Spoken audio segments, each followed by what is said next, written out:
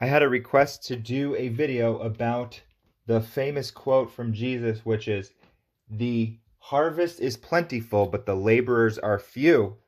We're looking in the Urantia book.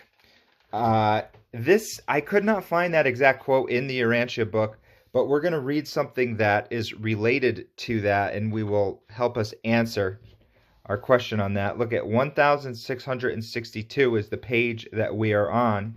Remember, this passage in the Urantia book about the life of Jesus, the 700 pages or 750 pages, is written by a superhuman watch care from the Apostle Andrew. So it's Andrew's guardian angel who was there at the time. So you're getting exact words, phrases, utterances. There's an exact record. Nothing was changed. And not only that, but it's in plain language. Easy to understand. So give a like and subscribe here, folks. For more Urantia book videos, we got to get this word out here. It's going to be a brilliant discourse here, and you'll see how Jesus speaks. The misunderstanding of suffering, discourse on Job. I think it's how you say it. It was the same evening at Bethsaida that John also asked Jesus why so many apparently innocent people suffered from so many diseases and experienced so many afflictions. In answering John's question, among many other things, the Master said, "My son, you do not comprehend the meaning of adversity or the mission of suffering. Have you not read that masterpiece of the Semitic literature, the scripture story of the afflictions of Job? Do you not recall how this wonderful parabola begins with the recital of the material prosperity of the Lord's servant? You will remember that Job was blessed with children, wealth, dignity, position, health, and everything else which men value in this temporal life." Okay, so there's many people that do have that, and we'll see, how do they feel? According to this time-honored teacher of the children of Abraham, such material prosperity was all sufficient evidence of the divine favor. But such material possessions and such temporal prosperity do not indicate God's favor. "My Father in heaven loves the poor just as much as the rich." Listen, look at this quote. "He is no respecter of persons." We were talking about that the other day when it comes to the chosen one, the respecter of persons. He also loves the rich. So it's not that a rich man is just automatically disqualified from entering the kingdom of heaven. It's difficult for him to do that for his own doing, for his own weakness and his own flaw, because he is so much more minded on the material that he is choosing not to have a relationship with God. It's harder, let's say. I'm not saying all rich people. But if they really did have a change of heart, then they would give up their wealth. They would redistribute their wealth if they really did have a change of heart. So it's not that God is saying, "Oh, you wicked man, I am not going to give you my love." It's the rich man is having his priorities in the wrong places, and he can't receive that divine love. Although transgression of the divine law is sooner or later followed by the harvest of punishment, while men certainly eventually do reap what they sow. So even though all that love is there, it's just simple physics in the universe that divorcing yourself from that love, choosing to go away from that divine path and that divine plan, leads you to non-existence, because you're divorcing yourself from reality. It's not even a punishment in that sense. You're just literally making yourself unreal. And that's how they reap what they sow. Still, you should know that human suffering is not always a punishment. See, this is for antecedent sin. Just because you have a suffering, that doesn't mean that you had to, you did a murder in the past life. It just literally could just be circumstantial things that have nothing to do with spirituality at all. Both Job and his friends failed to find the true answer for their perplexities. And with the light you now enjoy, you would hardly assign to either Satan or God the parts they play in this unique parabola. While Job did not through suffering find the resolution of his intellectual troubles or the solution of his philosophical difficulties, he did achieve great victories. Even in the very face of the breakdown of his theological defenses, he ascended to those spiritual heights where he could sincerely say, I abhor myself. Then was there granted him the salvation of a vision of God.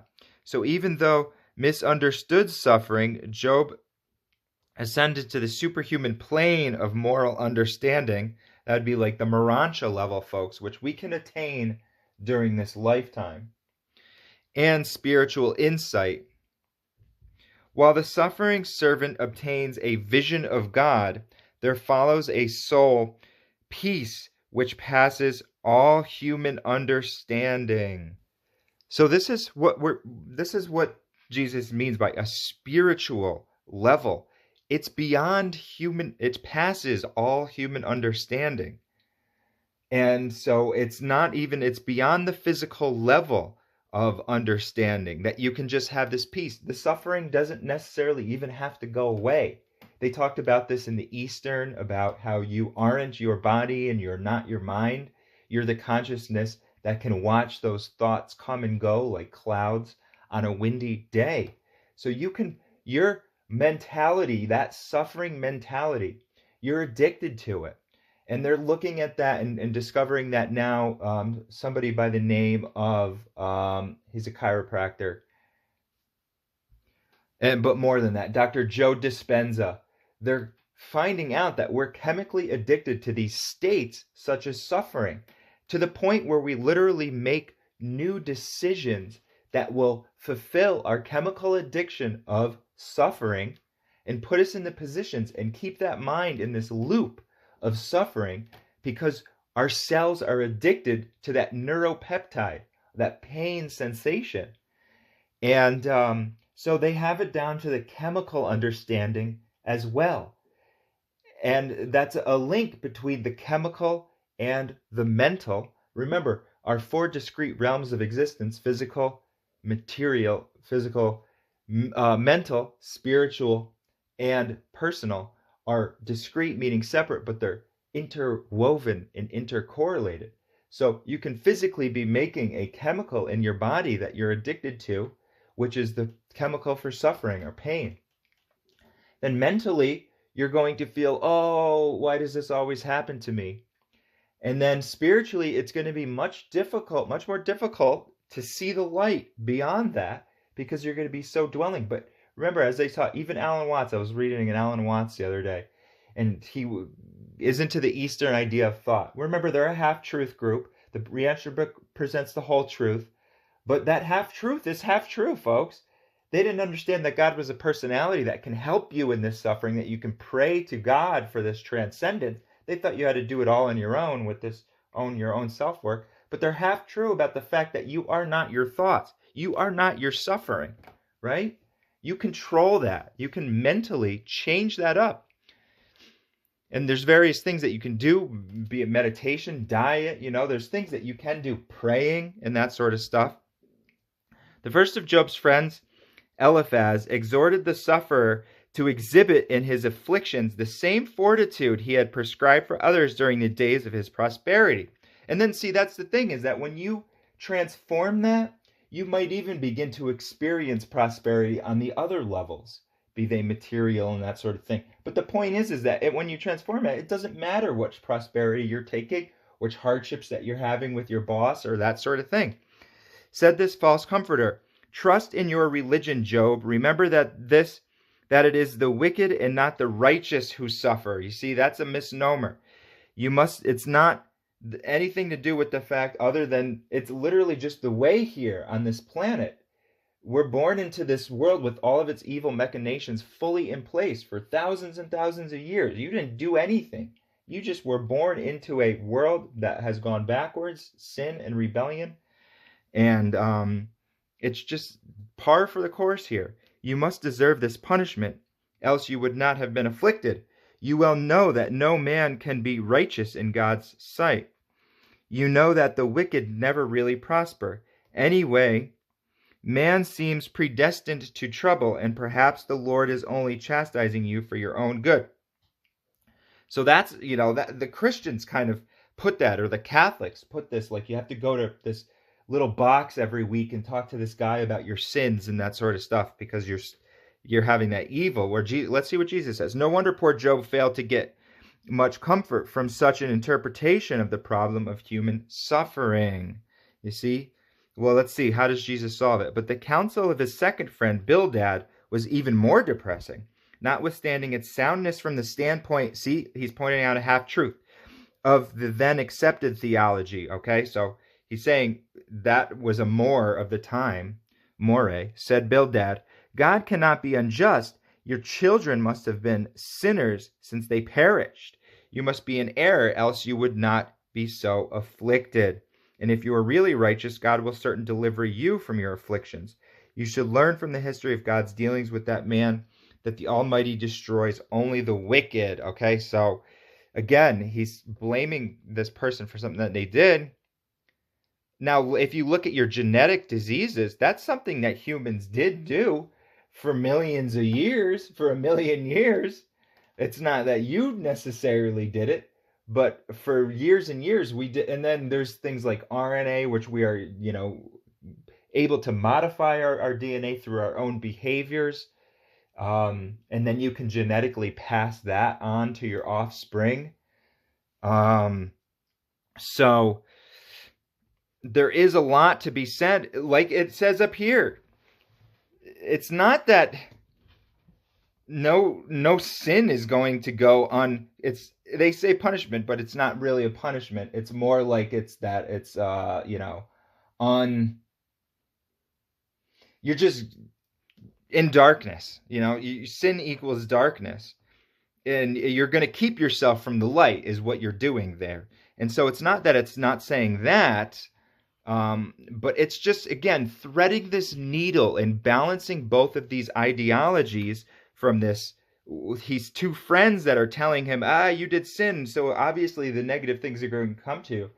Well, the negative things will eventually come to you, but there's a lot of mercy that intercedes in between those 2 points. And some of the negative things are literally just circumstantial. Okay. And who can challenge the attitude of Job in view of the counsel of his friends and the erroneous ideas of God which occupied his own mind? Do you not see that Job longed for a human God, that he hungered to commune with a divine being who knows man's mortal estate and understands that the just must often suffer in innocence as a part of the first life of the long paradise ascent? You see? Wherefore has the Son of Man come forth from the Father to live such a life in the flesh to show that it is okay, that he will be able to comfort and succor all those who must henceforth be called upon to endure the afflictions of Job. You see, Jesus did it himself to show that he can do it, that you can still find God even through all of this. He did enough suffering. If you read this thing about Jesus' life, he did enough suffering on his own, just with the regular difficulties of a human life. His family didn't understand him. That was difficult for him, navigating love and, trying to figure out how they're going to spend their money because they weren't wealthy, and just the regular difficulties. He did it. He didn't have to be put up on the cross. That was man's doing. And that's how the Urantia book differs from Christianity. And that's why many have rejected Christianity and Catholicism and Jesus, because they don't think that it's philosophically accurate and they're correct for God to need to do that in order for Jesus to have the human experience. Plenty of people have the human experience without having to go up onto a cross, okay? But he did it. He did the whole thing. He did go on the cross. They say that he did do that. He didn't need to. God already had mercy for people before that. But he did that because he wanted to endure all of the suffering that was coming to him. So anybody, no matter in what position you are in, no matter what suffering that you're in, Jesus is still able to say, I know what it's like. So that's just why that played out like that. All right. But this also, let's just look at this concept again too. This human God. What that means, not that God is a man, but that God is a personality. He's longing for God to understand this sort of thing rather than just karma and justice. That is the non-personal aspects of God. Mercy and love are the personal aspects of God. So yes, justice is inherent in the universe. But if God was not a personality, karma would just be this unflinching law that literally would be every time that you made a piece of litter when you were 5, you were going to have, this negative thing come to you and so forth. But remember, your credits far outweigh your debits. That's a good way to remember it. Job's third friend, Zophar, then spoke still less comforting words. If these are too uncomforting, I don't want to hear them. You are foolish, blah, blah, blah, blah. Impossible to comprehend God's ways. Perhaps I'm just skim through this because we like the good news. Man born of woman is few of days and full of trouble. All right. Then began the second session with his friends. Eliphaz grew more stern, accusing, and sarcastic. Bildad became indignant in Job's contempt for his friends. Zophar reiterated his melancholy advice. Job, by this time, had become disgusted with his friends and appealed again to God. And he now appealed to a just God, against the God of injustice, embodied in the philosophy of his friends and enshrined even of his own religious attitude. Wow, this is why this is a revelation for us, folks. All religious, be they Eastern and Western, we're going beyond that. Next, Job took refuge in the consolation of a future life in which the iniquities of mortal existence may be more justly rectified. Failure to receive help from man drives Job to God. Then ensues, look at failure to receive. See, he's trying to go further into God. When you really get, Job was really down in the gutter, and his friends were offering him religious advice, but they weren't offering him spiritual advice. And then Job eventually went to that next level. Then ensues the great struggle in his heart between faith and doubt. Finally, the human sufferer begins to see the light of life, right? When he's in the gutter, he asks God for help. His tortured soul ascends to new heights of hope and courage. Sometimes we need to be put face down in the gutter. Some of us, we don't have to, though. We can learn our lesson through gentle love and guidance. He may suffer on and even die, but his enlightened soul now utters that cry of triumph. My vindicator lives. Job was altogether right when he challenged the doctrine that God afflicts children in order to punish their parents. Job was ever ready to admit that God is righteous, but he longed for some soul-satisfying revelation of the personal character of the eternal. And that is our mission on the earth. No more shall suffering mortals be denied the comfort of knowing the love of God and understanding the mercy of the Father in heaven. And religion is just theology, and it's just theory until when you really need that, when you are face down in the gutter. And that's why Alcoholics Anonymous, they say, submit your will to your higher power. That's a whole group of gutter dwellers right there, people that really got into their last straw. And so that's when they see the light and they turn and they accept God and they become believers, right? And a philosophy about metaphysics isn't going to do it for you in there. You need a friend in that position, folks. And that's why God the Father is the concept. While the speech of God spoken from the whirlwind was a majestic concept for the day of its utterance, you have already learned that the Father does not thus reveal himself, but rather that he speaks within the human heart as a still small voice. You really have to be open for it. This is the way, walk therein, do not comprehend, like you're doing right now, even just for reading your Urantia book video. Do not comprehend that God dwells within you, that he has become what you are, and that he may make you what he is. Look at that. Let's look at that again. Do you not comprehend that God dwells within you?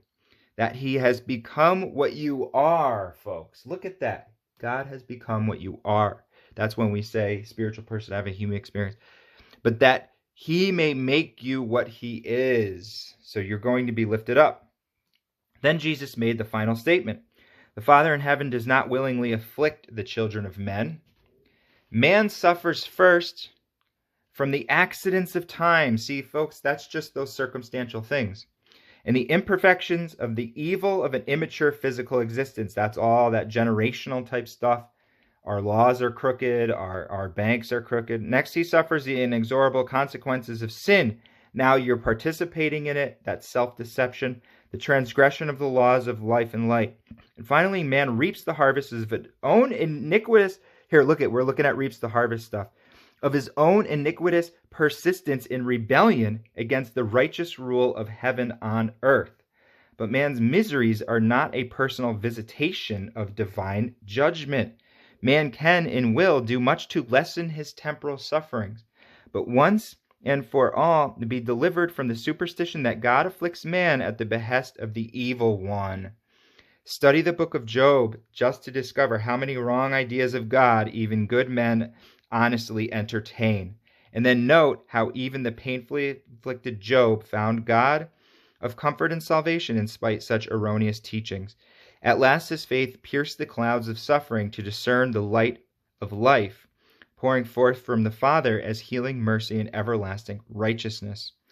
John pondered these sayings in his heart for many days. His entire afterlife was markedly changed as a result of this conversation with the Master in the garden, just like ours can be, everybody. And he did much in later times to cause the other apostles to change their viewpoints, recording the source, nature, and purpose of the commonplace human afflictions. But John never spoke of this conference until after the Master had departed. Whoa.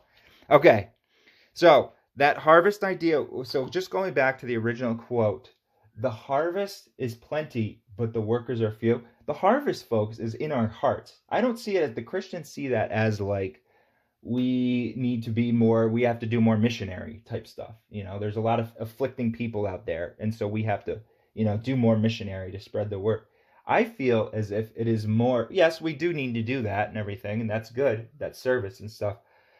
But I feel it's like, there's all this harvest of God and spirituality within us, but the workers are us choosing to go away from it, choosing to make up excuses or whatever it may be, self-deceptions, or as Job was doing, we have this religious uncertainty based around it and why it's happening and stuff like that, and get caught up in that, rather than just actually doing the harvest and becoming the worker ourselves. So that's just my take on it. But if you know if that quote actually is in the Bible or in the Urantia book, then we can look that up. Okay, folks, so keep in mind all that wisdom, just one little page in this bad boy. So, or good boy, I guess I should say. All right, so thanks for watching the video. Please like and subscribe, and we'll see you next time.